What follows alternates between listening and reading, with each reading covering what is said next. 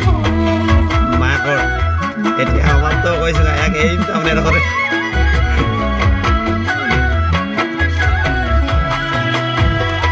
তোমাক কথা এটি সুধিবলে মন যায় যি কথা ক'বলে মোৰ বুকুখন ভাপে চালি জাৰি চালে তুমি নকলেও পাবা বুজি চালি জাৰি চালে তুমি নকলেও পাবা বুজি ঐ জানো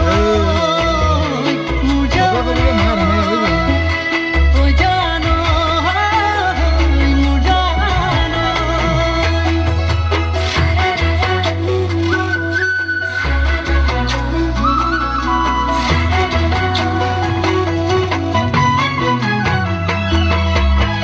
অসমৰ ভিতৰত বিখ্যাত দহা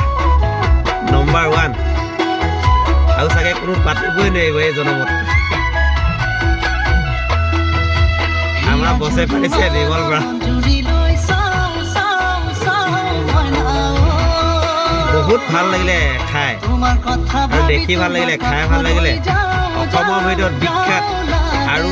এই জনমত কোনো মন্দিৰে পাতিব নোৱাৰিব